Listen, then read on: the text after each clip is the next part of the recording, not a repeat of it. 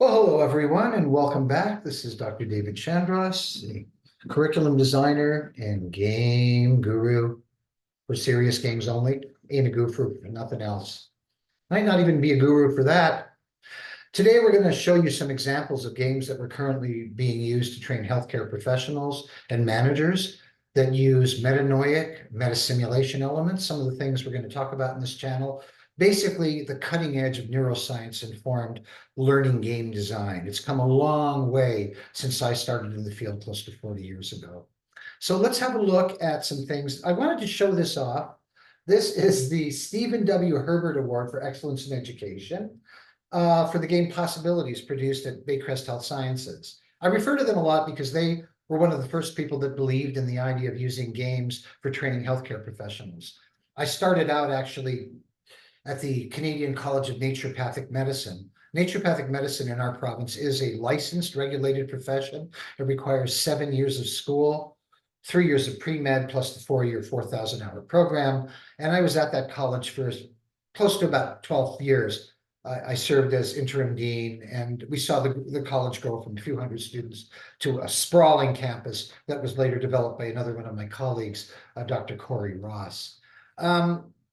The reason I bring this up is I started building these games to help students develop some sense of ranking of importance of tasks in medical care. So I would teach a course on physiology, and they would do emergency case studies at the end of the class.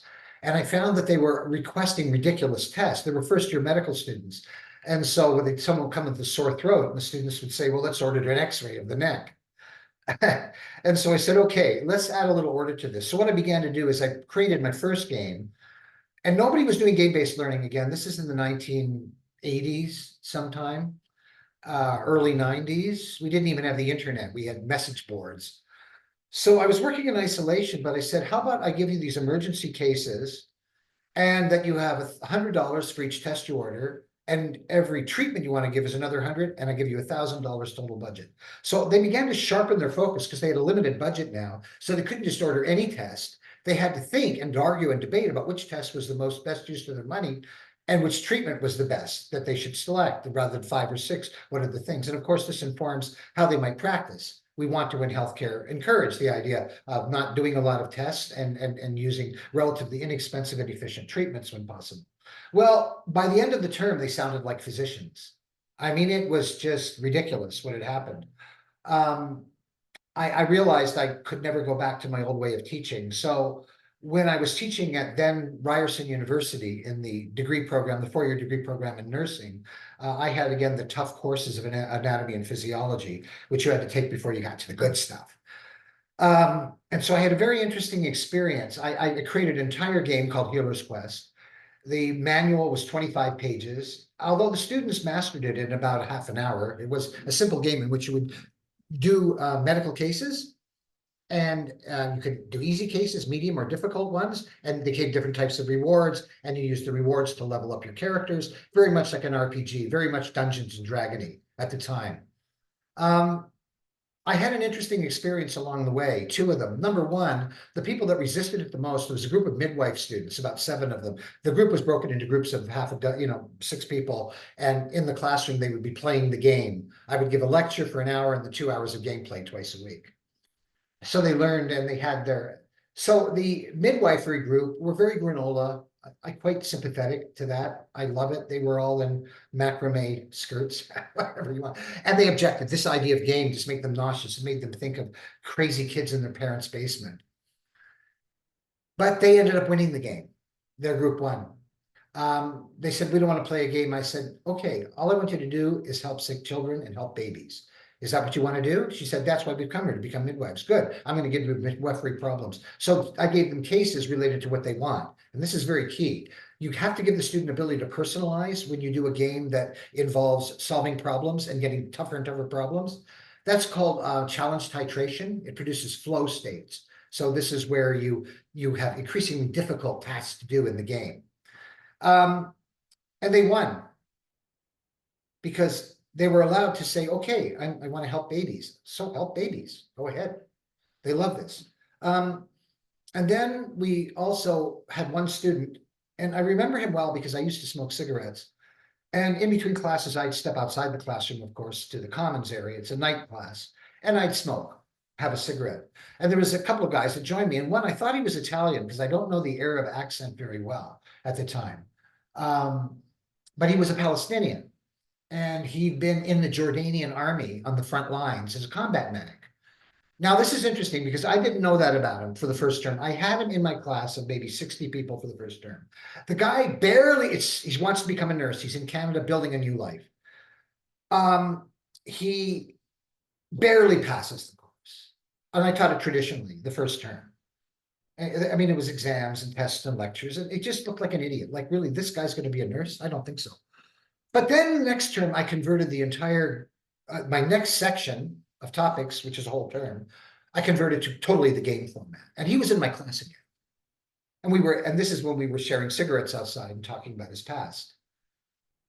And he ended up getting an A- in the course, something like that. It was A minus. Now, why? Because he'd been a combat medic in the Jordanian army. The other kids were sitting there when we gave them an emergency case, clueless. He'd say, well, let's start an IV saline line. We'll check pupil for constriction, EENT. Let's have a look at heart rate. Has anybody checked it? Let's get a serum sample. Let's find out what the blood count is. They're going, what? So in other words, he would have looked like a really weak, bad student until you let him unleash his real potential. And that's what good game design can do. And that's how we build our games ever since then. I went on to build games along the way for many different audiences, but this one strikes me as someone who would have gone through my course looking like a dolt, who was actually probably one of the most competent people in the class. And I'm certain that as a nurse, they're going to be good. So allow students autonomy and freedom, and that's key in any learning design. Do not build any course from now on where you have to do A, which unlocks B, which unlocks C, which unlocks D. That is called the digital lesion. It's not a game.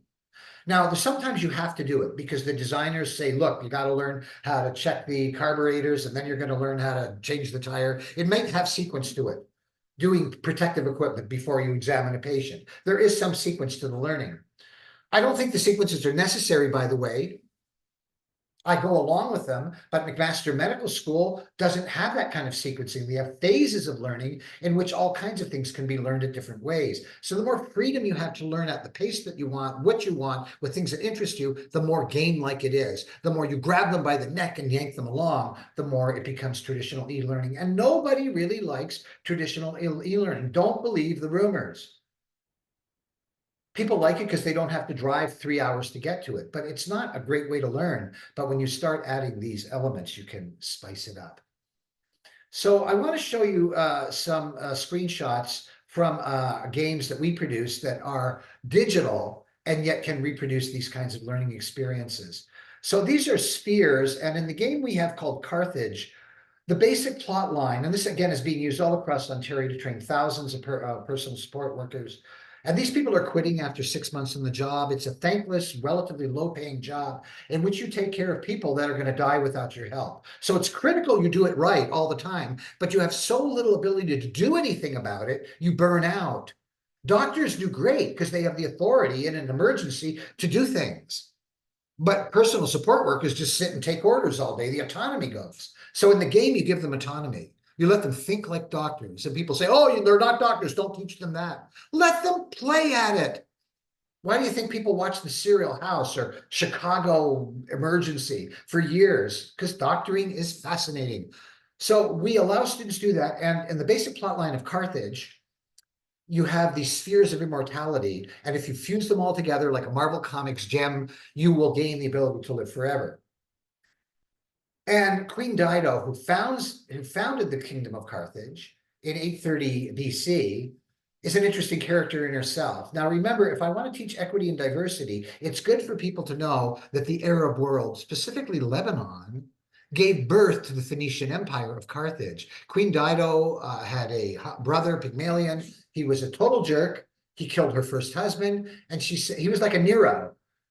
It was called Tyre, Tyre at the time. Now we call it Lebanon. And she said, I've had it. I'm leaving. I'm a queen on my own kingdom. She goes to the north coast of Africa, talks to the Berbers. She's gorgeous. She's 25. the historical depictions show that she was really lovely and well respected by the other leaders as a queen of what we call Lebanon.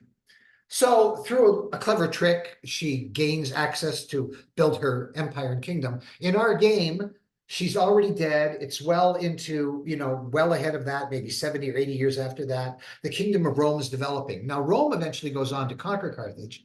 Any of you that have studied history know that Hannibal kept Rome on the defensive, but finally Rome overcame Carthage. And then they went back a year later, and that's the word Holocaust comes from, where they burned the entire city to make sure nothing would ever live there again. That's where the word Holocaust comes from.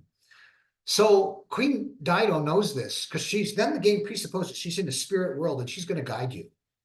And I'm doing this with ESL type students that are from the Philippines or Jamaica, or they're not really super well-read and sophisticated in English. So, but they love this game because everyone can relate to a story like that. Everyone comes from somewhere, and especially if you come from an impoverished country like the Philippines, you can relate to someone starting their own kingdom and wanting to build something themselves. So we build with the learner in mind. So I just want to let you know, we have a lot of learners doing this, and they really love the experience much more than traditional learning. So Dido appears you in a dream.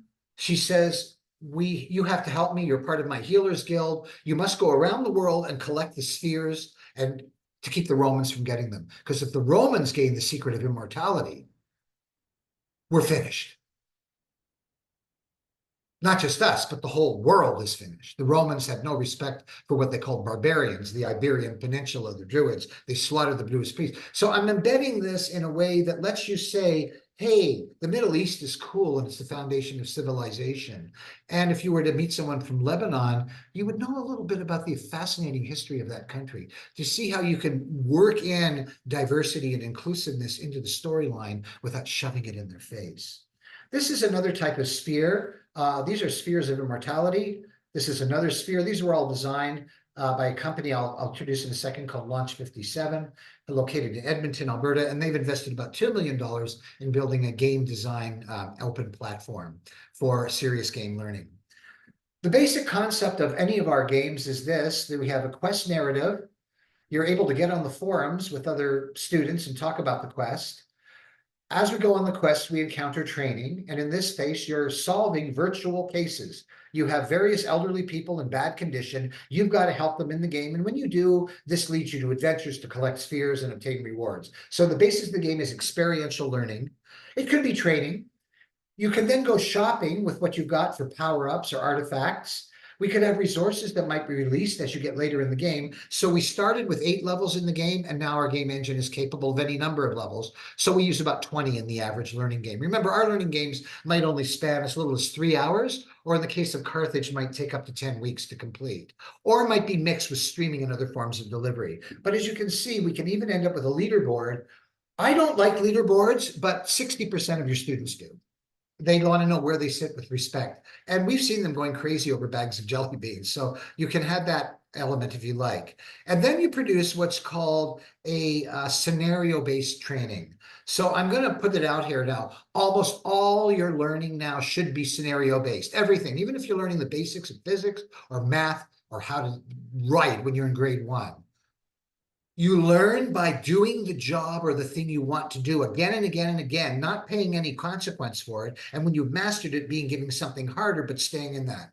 There is no need to give a lecture unless the students say we'd like one, or give a lecture for an hour or a 3-hour class, but let them practice their job skills in the class and have these together. These are called meta simulation. And as you can see, we can do scenarios to see, testing to see how much you know before you start. We then put you in scenarios, you complete a bunch of scenarios, we then test to see what you learned, and we finish. This is the basic learning design. I'd like you all to assume right now, please get away from any other models you're currently using because they're old, like me. You want to go to full experiential learning. If you want to learn how to fix motorcycles, fix a lot of motorcycles. Don't talk about it. Doesn't mean you can't add text, but the basis. So the company Launch 57, which is located in Edmonton, Alberta, has funded, with their own money, almost $2 million to build what we call the game platform. And we'll talk about our game platform. This is not a channel for commercial distribution or to help people with a product, because this is a legitimate on-the-market product. called Reach. But we'll just talk a little bit about it. So again, when we developed this game, we located our location. Indeed, we did. And this is where Lebanon or Tyre is. And that Queen Dido had to take her ship and sail to Tunisia and build the Phoenician Empire. And why is it significant? Why do we choose it at all? It's the first time that humanity said, let's trade, let's not have war. Now, there were many wars the Carthaginians were involved in. The point is that we traded. We found it was better to do business than to do war. And that works to this day in politics, doesn't it? And so you can see these Phoenician trade routes that form the basis of the game. Here is a panel from the game. You travel for some time in 2 months past. You sit in a trading vessel going to the stone temples of Malta. Now, there's music that goes with this within the game panel. Dreams reveal new images during the journey. Large machines move over the land with a frightening roar. You're basically being transported to visions of the future of what healthcare might be one day. So as you can see, you can build a highly immersive game using sound, static images, and good narrative design. Dungeons and Dragons is just a game manual and some pieces of plastic, and it's as immersive as you can get. You all remember the movies that were highly immersive for you, like the Blair Witch Project, which never showed anything other than black and white images of frightened campers. And that scared the bejesus out of you. The idea here is that we want to, in the design, take data, sort it, arrange it, and present it to explain with the story. So we don't want to transmit data in teaching. We want to transmit a story. And the story is, what do I do when I want to give someone stitches? Prepare the surface. Get your stuff ready. Inject your local anesthetic. Hold your needle. Puncture the skin. That's a story. So all learning is an experiential story at its best. The retention rate for non-experiential training is terrifying.